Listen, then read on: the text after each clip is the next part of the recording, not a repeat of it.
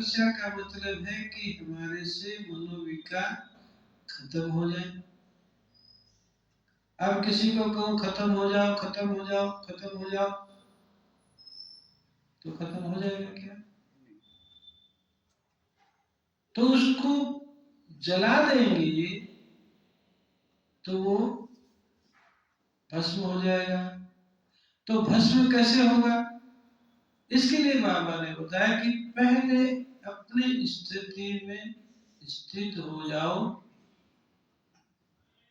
जब स्थिति में स्थित हो जाते हैं तो क्या होता है, जैसे मान लो अभी यहाँ पर बाहर में बहुत गर्मी है और इसमें आपने एसी लगा रखा है या कूलर लगा रखा है, तो बाहर में आपको समझो कि 45 डिग्री गर्मी है।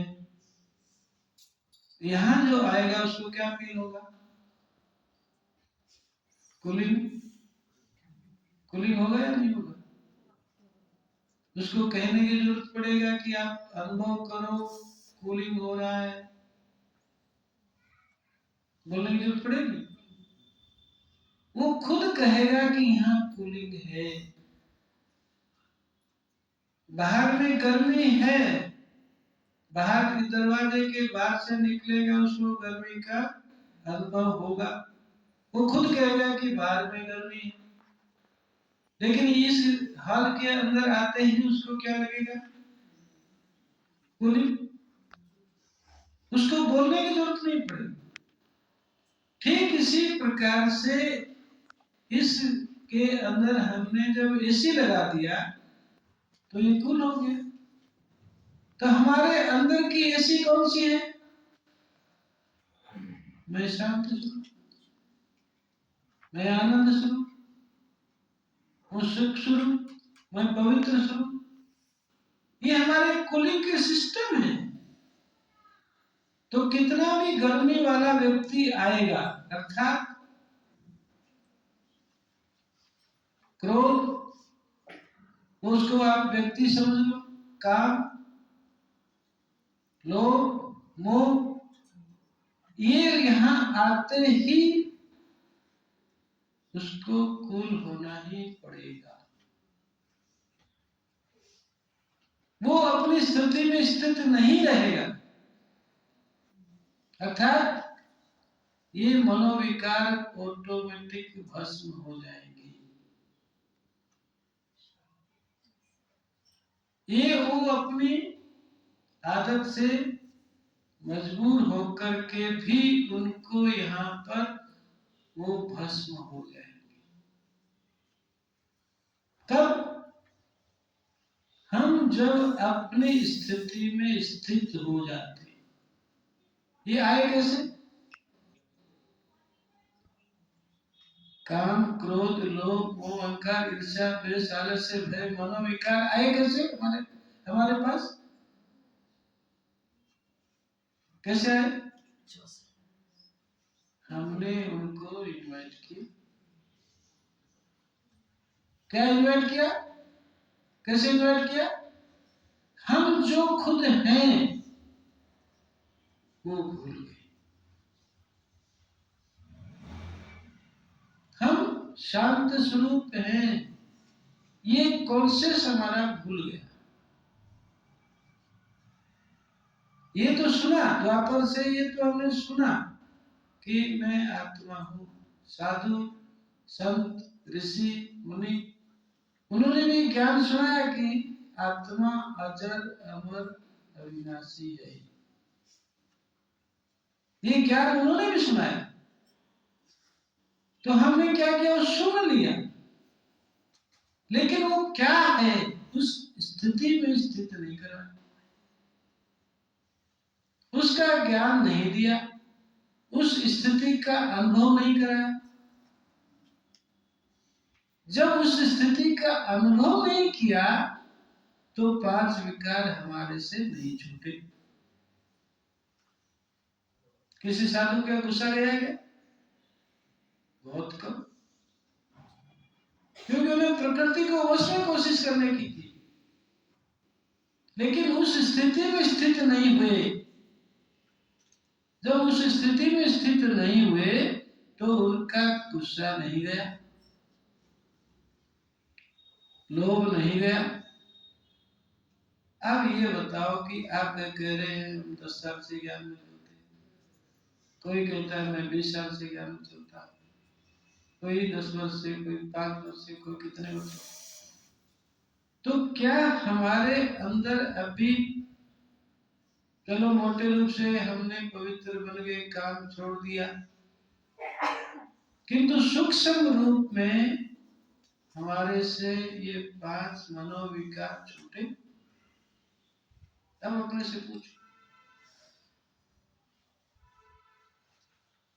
अगर छूटे तो हाथ उठाओ, भला क्यों नहीं छूटे? क्यों नहीं छूटे? ज्ञान हमको सबको है, रोज मुरली पढ़ते हैं, सुनते हैं, दवाई रोज ले रहे, डॉक्टर के पास गए, डॉक्टर ने कहा बुखार हो गया आपको, ये दवाई लो। हमने क्या किया? दवाई को देखते रहे, लिया नहीं, बुखार ठीक हो जाए, हम वही करते। हम क्या कर रहे हैं? जैसे उसने बस दवाई दे दिया, आपने उसको देखते रहे।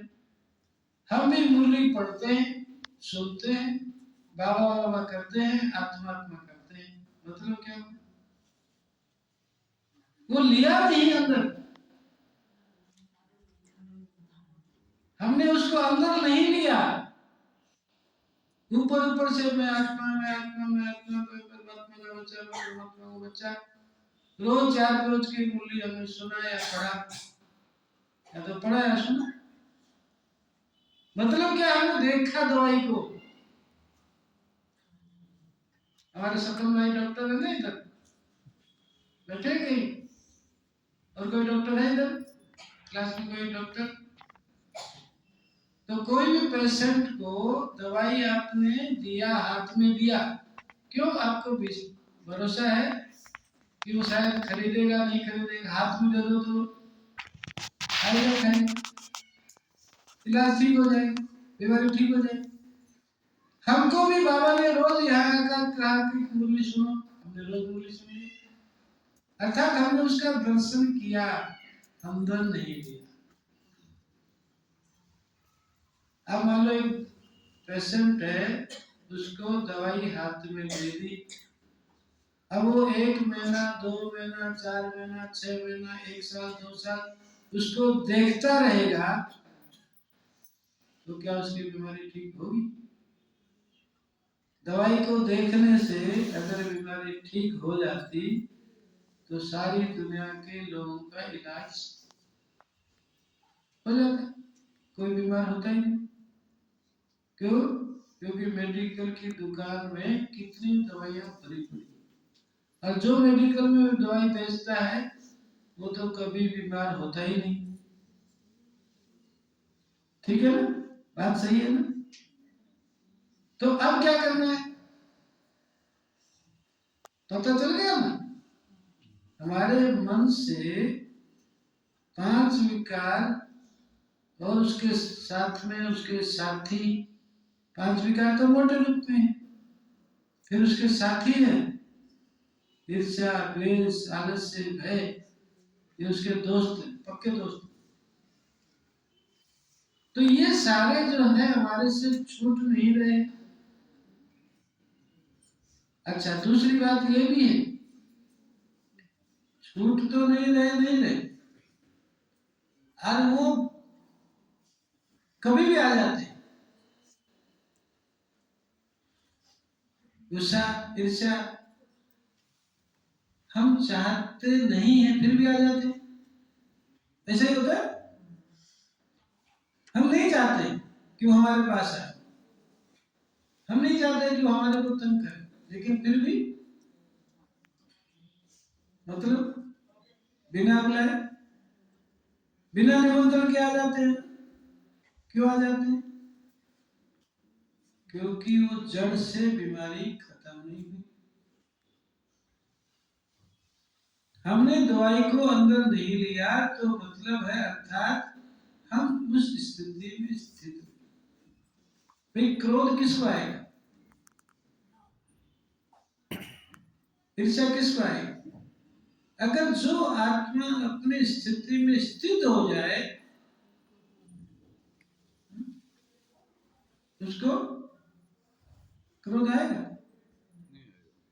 हम पराई स्थिति में स्थित हो जाते, वो स्थिति मेरी नहीं है, वो माया की स्थिति है। उस पराई स्थिति को हम स्वीकार कर लेते हैं तो क्या होता है, वो जो पराये लोग हैं वो हमारे को रिमोट से कंट्रोल करने की कोशिश करते हैं। ठीक है ना, ऐसे ही होता है। ये प्रैक्टिकल बात बता रहा हूं या मैं झूठ बोल रहा हूं? मुझे बताना, अगर आपको झूठ बोल रहा हूं तो मुझे आप वार्निंग देना कि नहीं भाई जी आप गलत बोल रहे, ऐसा नहीं। तो मैं भी फिर मेरी बात को करेक्ट करूंगा ना, क्योंकि मैं भी स्टूडेंट हूं, मैं तो टीचर नहीं हूं ना, मैं भी स्टूडेंट। तो मैंने ये आपको पक्का कर बताया कि अभी अब ये तो है हमारी प्रेजेंट की स्थिति, अब हम उसको डेवलप करना है। अब डेवलप करने का बाबा ने जो तरीका समझाया वो तरीका है कि हम कब सुबह से शाम तक परिस्थितियां बहुत आएगी, हम उस पर कंट्रोल नहीं है। क्यों? पांच तत्व, मैंने पहले ही बताया कि पांच तत्व हमारे अधीन नहीं, और वो एक दिन में अधीन नहीं हो सकते। जब पांच तत्व हम अधीन नहीं और एक दिन में नहीं अधीन हो सकते, तो इसलिए जब तक वो अधीन नहीं होंगे, जब तक पावन नहीं होंगे, तब तक वो उछल कूद करेंगे।